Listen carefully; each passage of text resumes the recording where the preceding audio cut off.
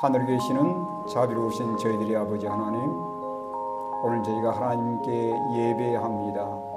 이 거룩한 날에 저희가 하나님 말씀을 함께 나누며 하나님께 영광을 돌리고 주님께서 우리에게 주시는 말씀으로 다시 한번 새로운 삶을 살기로 결심합니다. 성령 하나님, 저희들에게 말씀해 주시옵소서. 저희가 말씀을 즐겨 순종하겠습니다. 이 시간도 시종을 주관해 주시옵기를 예수님의 귀하신 이름으로 기도하옵나이다. 아멘. 오늘 말씀의 제목입니다. 복음의 능력이란 제목으로 여러분께 말씀을 증거하도록 하겠습니다. 여러분, 복음이 무엇입니까? 자, 성경에 보면 요한계시록은 성경 제일 마지막에 위치해 있는 책입니다. 여기에 복음에 대해서 이렇게 언급하고 있습니다. 요한계시록 14장 6절의 말씀을 제가 읽겠습니다. 또 보니 다른 천사가 공중에 날아가는데 땅에 거주하는 자들 곧 모든 민족과 종족과 방언과 백성에게 전할 영원한 복음을 가졌더라. 여기 어떤 말씀이 언급되어 있냐면 영원한 복음이란 이 단어에 여러분께서 시선을 집중해 보시길 바랍니다. 역사의 마지막 순간에 온 세상에 증거되어야 할 하나님의 말씀, 특별히 복음이란 단어가 여기 특별히 언급되어 있습니다. 여러분, 이 세상 모든 사람들이 들어야 되고 그들의 생명을 살리는 이 복음이 과연 무엇일까요? 자, 복음이 과연 어떤 것이기에 모든 사람들에게 전달이 되어야 되는 것입니까? 여러분, 복음이 무엇인지를 먼저 우리가 파악하기 전에 사람이 어떤 상태에 놓여 있는지를 먼저 보는 것은 정말 중요합니다. 이사야 선지자는 사람들의 영적인 상태를 이렇게 표현하고 있어요. 어쩌면 우리의 삶이 이런 모습이라는 것을 여러분께서 기억하시게 되길 바랍니다. 이사야 1장 5절로 6절에 보니 너희가 어찌하여 매를 더 맞으려고 폐역을 거듭하느냐. 온 머리는 병들었고 온 마음은 피곤하였으며 발바닥에서 머리까지 상한 곳이 없이 상한 것과 터진 것과 새로 맞은 흔적뿐이거늘 그것을 짜며 싸매며 기름으로 부드럽게 함을 받지 못하였도다. 여러분, 누구의 모습입니까? 누구의 모습 같아요? 이게 예수님과 전혀 상관없는 모든 세상 사람들의 모습입니다. 이거 예수님을 만나기 전에 나의 모습이었어요. 여기 보니까 온 머리는 병들었고 라고 말씀합니다. 온 마음은 피곤하였으며 발바닥에서 머리까지 상한 곳이 있어요, 없어요? 머리 끝에서 발바닥까지 상한 곳이 전혀 없는 온 몸이 다 질병투성입니다. 그런데 거기에 마음까지도 문제가 생겼어요.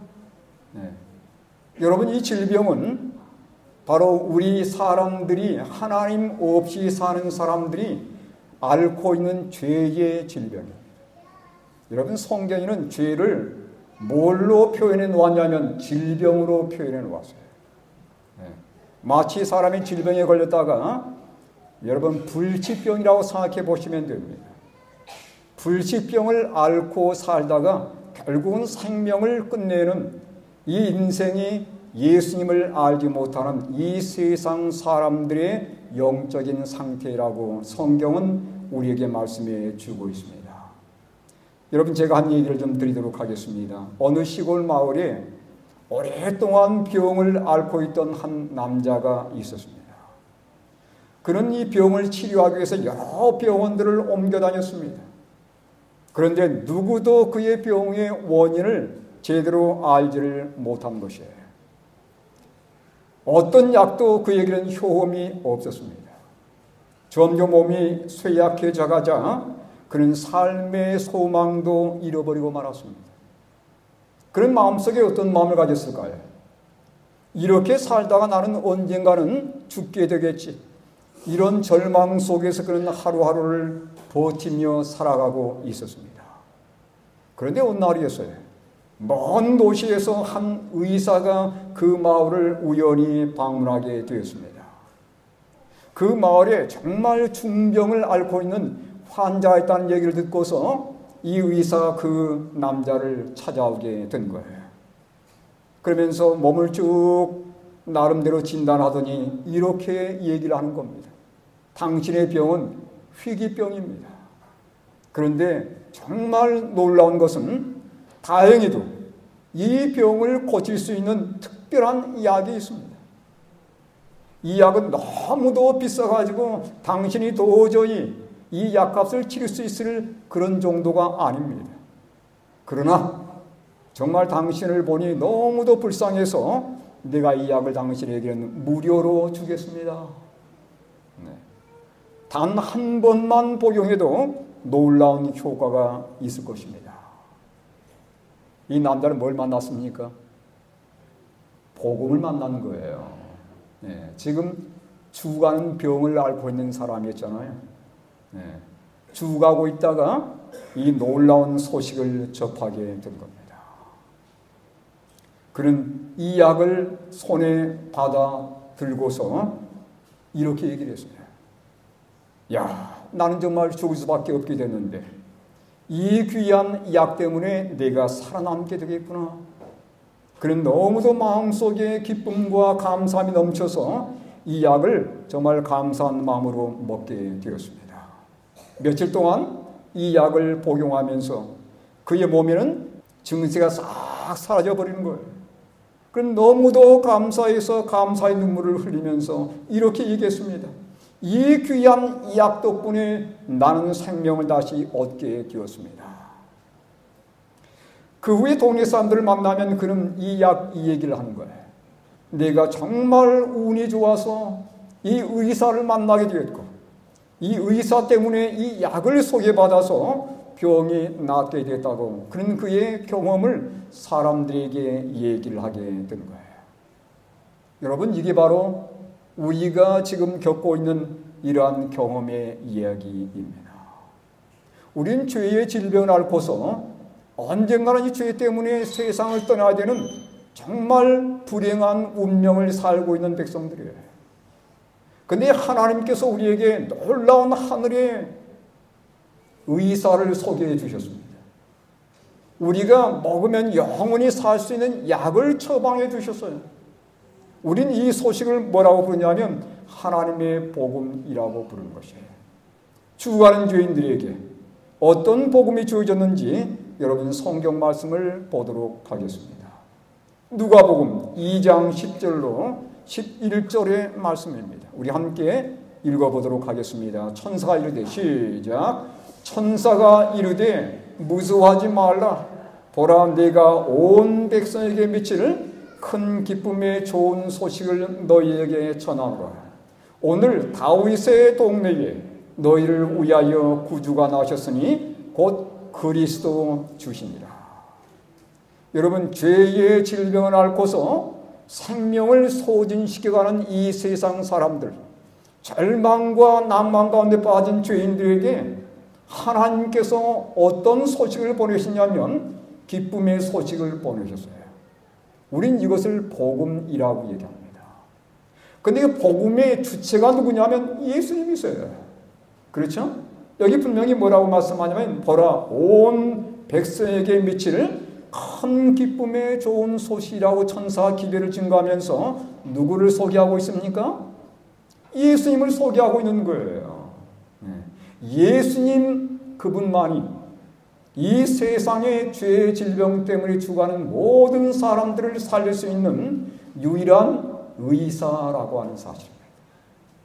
그분만이 우리에게 영원한 생명을 줄 수 있는, 사망으로 달려가는 사람들에게 유일하게 생명을 줄 수 있는 분이라고 하는 것을 여기 성경에 소개하고 있는 거예요. 오늘 다윗의 동네에 너희를 위하여 누가 나셨다고요? 구주가 나셨으니 곧 그리스도 주시니라. 그분이 바로 이 세상에 죄 질병을 알아가고 죽어가는 영혼들에게 영원한 생명을 주실 의원으로 이 세상에 오신 바로 예수 그리스도이십니다. 여러분, 예수란 이름의 뜻이 무슨 뜻이죠? 우리가 기도할 때 예수님의 이름으로 기도합니다. 또 예수 그리스도 이런 표현을 많이 쓰는데 예수란 이름의 뜻이 무슨 뜻이에요? 여러분 모르시고 부르셨습니까? 아시지만 말씀 안 하신 거죠? 예수란 이름의 뜻은 이 뜻이에요. 죄로부터 구원할 자란 뜻입니다. 우리가 예수님의 이름을 부를 때마다 내가 죄의 질병에 빠져 죽을 수밖에 없었는데 당신께서 나를 구원해 주셨습니다. 이 고백을 하는 거예요. 예수님이 구세주란 말입니다. 여러분, 이 세상에 사는 모든 사람들, 제가 아까 말씀드린 것처럼 죄의 질병 때문에 죽어가는 영혼들이라고 말씀드렸습니다. 여러분, 그들을 구원할 유일한 구세주는 예수님밖에 없어요. 이 세상에 어떤 훌륭한 의인이 있다 할지라도, 어떤 성령이 있다 할지라도 그들의 이름으로 우리가 구원받는 것은 결코 아닙니다. 세상에 많은 교주들이 있어요. 그들은 자신들이 제일인 주라고 주장합니다. 근데 결단코 그들의 이름으로 구원받는 것이 아니에요. 우리를 구원하실 유일한 이름은 예수 그리스도, 이 이름 외에는 없다는 사실을 여러분 기억하셔야 됩니다. 그래서 예수님 그분이 바로 복음이라는 사실 여러분께서 꼭 기억하시게 되기를 간절히 바랍니다. 왜 예수님은 복음인가? 이것 때문에. 여러분 잘 보시기 바랍니다. 로마서 6장 23절에 바울은 이렇게 우리에게 말씀해 주고 있습니다. 죄의 삭은 무엇이요? 죄의 삭은 사망이요. 그랬어요. 하나님의 은사는 그리스도 예수 우리 주 안에 있는 영생이니라. 여러분, 우리가 음식점에 가서 음식을 사 드시면 음식을 먹고 난 다음에 반드시 뭘 해야 돼요? 반드시 계산을 해야 합니다. 음식을 먹고서 그냥 나오면 안 되지? 반드시 뭘 치러야 됩니까? 값을 치러야 되는 거예요. 여러분, 우리가 이 땅에 살면서 죄를 얼마나 많이 지었습니까? 죄를 즐기기도 했습니다. 어쩌면 우리 인생들은 이 세상에 살면서 죄를 즐기며 사는 인생들이었어요. 그래서 반드시 죄의 값을 지불해야 되는 거예요. 그 죄값이 뭐라고 그랬어요? 사망이라고 분명히 말씀합니다.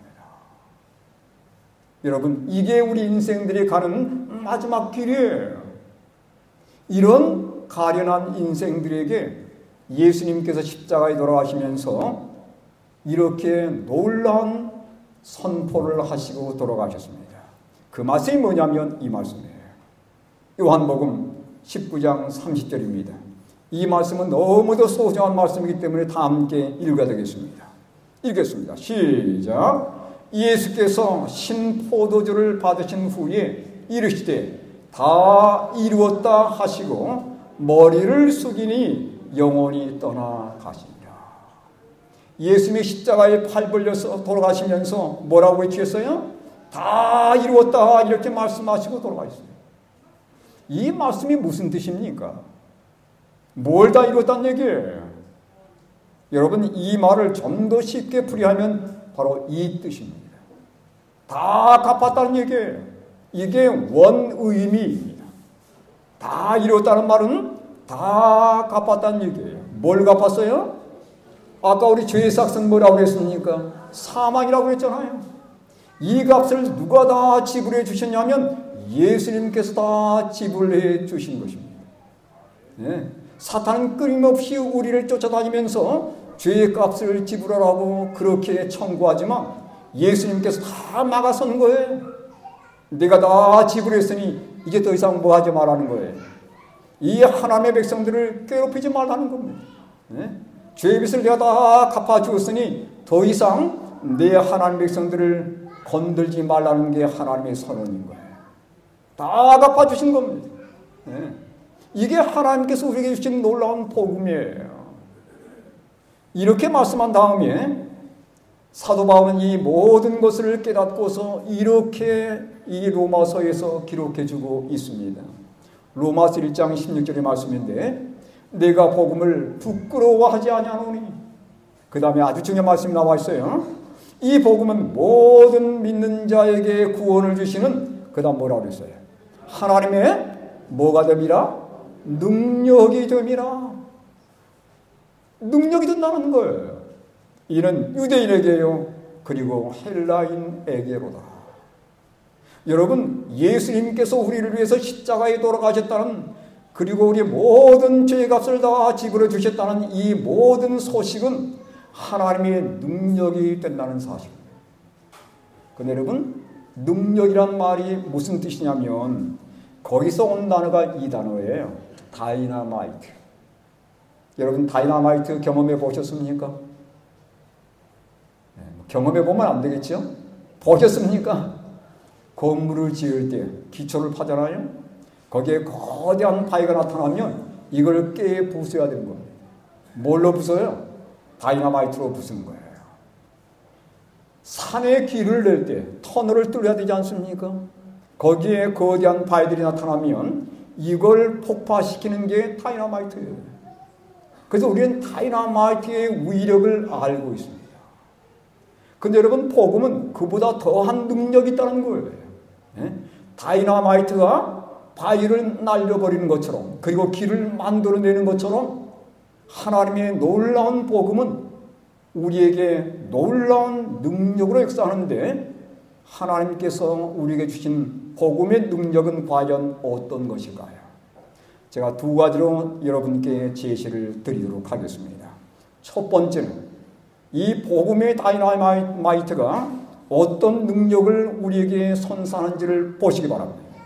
첫 번째예요. 죄를 사하는 능력입니다.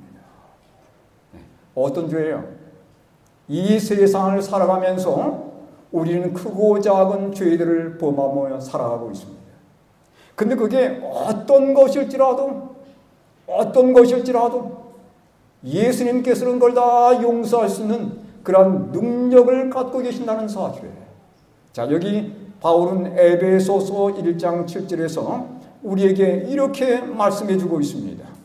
함께 읽도록 하겠습니다. 시작. 우리는 그리스도 안에서 그의 은혜의 풍성함을 따라 그의 피로 말미암아 속량 곧 죄 사함을 받았느니라. 뭘로 말미암아? 예수님의 십자가의 보혈로 말미암아, 그 말이에요. 속량 곧 뭐라고 했어요? 죄 사함이라고 말씀합니다. 여러분, 죄 사함이란 말이 무슨 뜻이죠? 죄를 용서받았다는 얘기입니다. 어떤 죄가 용서받았습니까? 우리의 모든 죄가 다 용서를 받았어요. 혹시 나의 죄 지은 죄가 너무 더 커서 어떤 사람들은 너의 죄만큼은 용서해 줄 수 없어, 이렇게 말하는 죄도 있을 겁니다. 그런데 그런 죄까지도 용서를 받은 거예요. 그렇습니까? 여러분, 성경에 보면 이런 사람도 있었습니다. 다윗의 부도덕하고 파렴치하고 잔인한 죄까지도 하나님께서 용서를 해주신 거예요. 그는 남의 아내를 빼앗았습니다. 그리고 간음을 행한 거예요. 전장터에 내보내서 죽였습니다. 얼마나 파렴치하고 얼마나 잔인한 사람입니까? 네. 그의 죄가 잊혀질 때쯤에서 하나님께서 누구를 보내시냐면 나단 선지자를 보내세요. 그리고 그의 죄를 단호하게 지적합니다. 당신이 바로 그 사람이라고. 자신의 죄가 지적받았을 때 이 다윗은 어떤 태도를 보였나요? 이런 겸손한 태도를 보였습니다.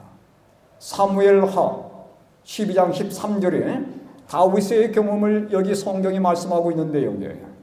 다윗이 나단에게 이르되, 그럼 뭐라고 고백했습니까? 결코 자신의 죄를 정당화하지 않았습니다. 자신의 죄를 전혀 핑계하지 않았어요. 그는 솔직하게 자신의 죄인이라고 고백한 겁니다. 내가 여호와께 죄를 범하였노라. 여러분, 그는 평범한 사람이 아니에요. 일개 나라의 왕입니다. 자존심도 있을 거 아니에요. 그리고 모든 이 백성들을 통치하는 왕이잖아요. 자신의 죄를 얼마든지 변명할 수 있는 거예요. 근데 그는 자신의 죄가 지적받는 그 순간에 어떻게 했습니까? 어린아이처럼 솔직하게 자신의 죄를 고백하고 회개한 겁니다. 그 즉시 선지자의 증언을 들어보시기 바랍니다. 나단이 다윗에게 말하되 여호와께서도 당신의 죄를 사하셨나니. 여러분, 우리가 우리의 죄를 자백하며 하나님께 회개할 때 하나님은 우리의 죄를 용서하는 데 얼마 정도의 시간을 두십니까? 하나님은 얼마 정도의 시간을 두시고 우리를 용서해 주실까요? 여러분, 우리가 하나님께 나가서 우리의 죄를 회개하고 자백하는 그 순간 바로 하나님은 우리의 죄를 용서해 주신 거예요. 우리가 하나님께 드리는 기도 가운데 가장 신속하고 즉각적으로 응답해 주는 기도는 우리의 죄에 대한 용서의 기도입니다. 그 기도는 하나님이 즉각적으로 용서해 주시는 거예요. 즉각적으로 응답해 주시는 겁니다. 여기 그 말씀을 보지 않습니까? 고백하는 그 순간에 하나님께서 바로 그의 죄를 용서해 주신 거예요. 예. 얼마나 참 간악한 죄였습니까? 근데 그 모든 죄가 순식간에 용서를 받게 된 것입니다. 이게 바로 뭐라고요? 하나님께서 우리에게 주시는 복음의 놀라운 능력입니다. 그뿐만이 아니에요. 하나님은 죄의 용서와 함께 우리에게 놀라운 특권을 제공해 주시는데, 우리가 죄를 회개하고서 하나님께 나아가는 바로 그 순간에 하나님은 그분의 자녀로 우리를 삼아 주시는 거예요.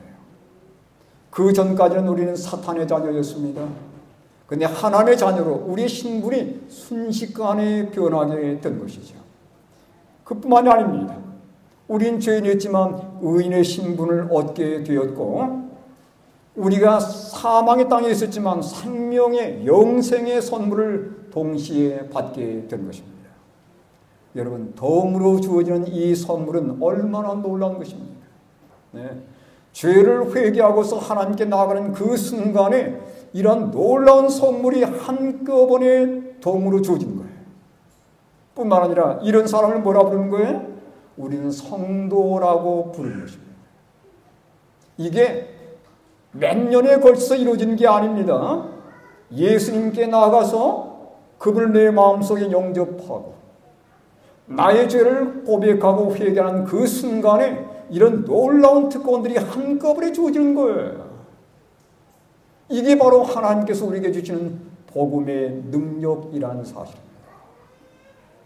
이거 받아야 되지 않겠습니까? 예. 여러분, 이거 다 받으셔야 됩니다. 어렵게 받는 게 아니에요. 네. 내가 예수 믿기 시작해가지고 1년 동안 착하게 살아야 이게 주어지는 게 아닙니다. 네. 예수님께 나아가는 바로 순간에 예수님은 우리의 연약함을 아시고 우리의 노력으로 이것을 얻을 수 없다는 것을 아시고 우리에게 선물로 주시는 거예요. 네. 이 선물을 여러분 다 챙겨 받으시기를 간절히 바랍니다. 그래서 하나님의 자녀로서 하나님께서 우리에게 주시는 영생의 선물을 받고 사시는 하나님의 성도들이 다 될 수 있게 되길 간절히 바랍니다. 자, 복음이 주는 두 번째 능력이 있어요. 바로 이겁니다. 여러분, 여기서 멈춰서는 안 됩니다. 나를 예수님께서 용서해 주셔서 여기서 마친 것은 복음의 반쪽이에요. 여러분, 복음의 능력은 거기서 결코 맞춰지지를 않습니다. 복음의 또 다른 능력은 뭐냐면 죄를 이기는 능력까지 주신다는 사실이에요. 그래서 온전한 하나님 백성으로 서게 만들어주는 것입니다. 네. 이게 바로 복음이 주는 두 번째 놀라운 능력인 거예요. 히브리 4장 15절에 우리에게 놀라운 본을 제시해 주셨습니다. 자, 제가 읽겠습니다. 우리에게 있는 대제사장은 우리의 연약함을 동정하지 못하실 리가 아니요. 그 다음 보세요. 모든 일에 우리가 똑같이 시험을 받으신 이로되 죄는 없으시니라. 여러분, 왜 이 말씀을 주셨을까요? 그분께서 죄가 없기 때문에 구세주가 될 수 있다는 자격을 우리에게 다시 한번 말씀해 주는 것이고, 너희 또한 예수님을 믿고 하나님의 자녀가 되면 너희들 역시 죄를 이길 수 있다는 사실을 이 말씀에서 우리에게 암시해 준 것입니다. 네. 내가 오늘 죄 짓고 또 내일 또 넘어지고 또 넘어지고 또 넘어지고 예수님 오시도록까지 계속 넘어지는 것은 결코 하나님 뜻이 아니에요. 여러분, 십자가는 죄의 허가증이 아닙니다. 내가 오늘 죄를 짓고 내일 또 죄를 짓고 또 죄를 짓고, 저는 최근 어떤 분의 얘기를 들었어요. 엿새 동안 열심히 죄를 지다가 교회에 가서 용서를 받으면 되는 거야. 그러니 마음대로 죄를 지어도 돼. 이건 십자가를 오용하는 거예요. 여러분, 이것은 우리에게 죄를 용서하시는 하나님의 놀라운 자비하심을 이것은 오용하는 것입니다. 여러분, 하나님의 참된 백성은 결코 그렇게 살 수 없는 거예요. 그래서 요한도 이렇게 얘기를 합니다. 요한일서 3장 9절의 말씀에 하나님께로부터 난 자마다 죄를 짓지 아니하나니 이는 하나님의 씨가 그의 속에 거하며 그도 범죄하지 못하는 것은 하나님께로부터 났습니다. 물론 우리가 살다가 보면 나도 모르게 무의식 가운데 죄를 짓는 경우들이 있습니다. 그런데 그때마다 정말 중요한 것은 뭐냐면 우리가 그때마다 하나님께 나아가는 경험이에요. 네. 그리고서는 죄를 다시는 반복하지 않겠다는 이런 결심하는 건 너무도 중요합니다. 여러분, 다윗의 생애를 보시기 바랍니다. 그런 엄청난 죄를 용서받은 다음에 그 이후로는 그런 하나님의 뜻에 따라 순종하며 살기로 결심하는 거예요. 다시 똑같은 죄를 반복하지 않았습니다. 영감의 글을 좀 보도록 하겠습니다. 이 글을 여러분께 참고해 보시길 바랍니다. 여기 리뷰 앤 헤럴드 1890년 3월 18일자의 말씀입니다. 우리가 그리스도의 의로 옷 입게 될 때 우리는 죄를 즐기지 않게 될 것이다. 예수를 믿고서도 죄를 반복해서 즐겨 짓는 것은 이건 십자가를 오용하는 것이라고 제가 말씀을 드렸습니다.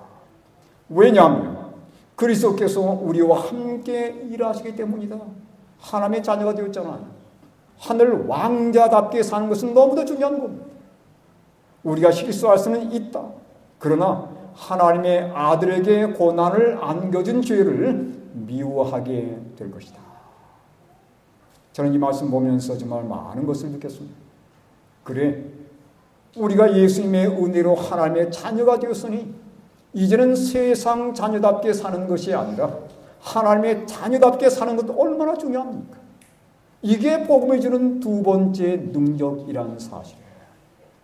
여러분, 죄를 짓지 않는다는 말은 무슨 말이냐면 여기 요한 1서 3장 4절에 이렇게 우리에게 말씀해 주고 있습니다. 죄를 짓는 자마다 불법을 행하나니. 죄는 뭐라고요? 죄는 불법이라는 거예요. 그러니까 우리가 예수님을 믿고서도 물론 용서를 받았지만 계속해서 죄를 짓는 것은 하나님의 법을 그때그때마다 떼뜨리는 행위란 말입니다.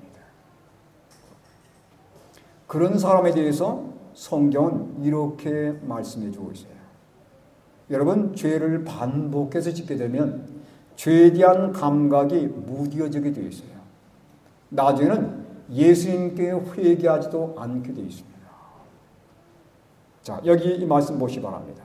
이들은 과연 어떤 사람들일까요? 마태복음 7장 21절로 23절에 보니까 나더러 주여 주여 하는 자마다 다 천국에 들어갈 것이 아니에요. 다만 하늘에 계신 내 아버지의 뜻대로 행하는 자라야 들어가리라. 누가 하신 말씀이죠? 예수님이 직접 하신 말씀이에요. 산상수훈에서 예수님이 직접 하신 말씀입니다. 그 다음에 그 사람들이 어떤 사람들인지에 대해서 예수님이 자세히 설명하고 있는 말씀이에요.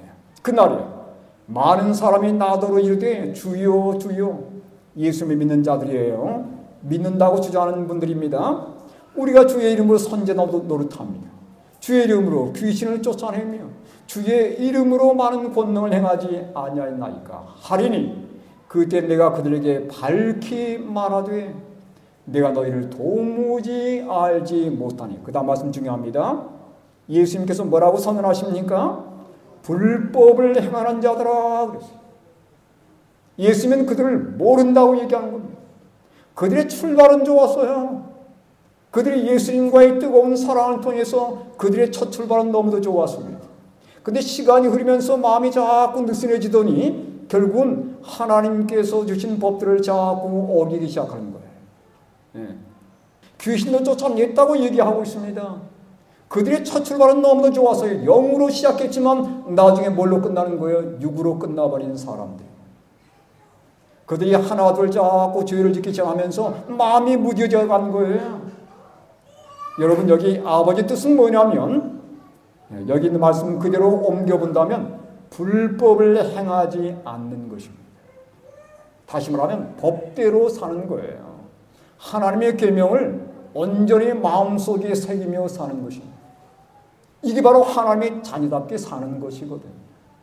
우리가 예수의 복음을 믿게 되면 이 복음은 우리로 하여금 이렇게 살 수 있게 능력을 주신다는 사실입니다. 그래서 예수님께서 뭐라고 말씀하세요? 나를 사랑하는 자는 내 계명을 지키리라, 이렇게 말씀하신 겁니다. 여러분, 다시 한번 정리해 보도록 하겠습니다. 복음에는 능력이 있다는 사실을 꼭 기억하시길 바라고, 이 복음을 통해서 우리가 죄를 용서받은 놀라운 은혜를 받았음을 결코 잊지 않게 되길 간절히 바랍니다. 어떤 죄였습니까? 우리가 상상하기도 끔찍한 모든 죄까지도 예수님께서 우리를 용서해 주셨습니다. 십자가를 붙드는 모든 사람들을 위해서 말이죠. 두 번째는요, 이 복음을 받아들인 사람들에게 모든 죄를 이기는 능력도 준다는 사실을 여러분 결단코 잊지 않게 되기를 바랍니다. 이게 바로 복음의 전체적인 의미예요. 여러분, 전반부만 좋아하지 마시기 바랍니다. 많은 교인들이 여기에 심취해 있어요. 내가 어떤 죄를 지었든 간에 하나님의 나를 용서해 주셔서, 이건 복음의 반쪽입니다.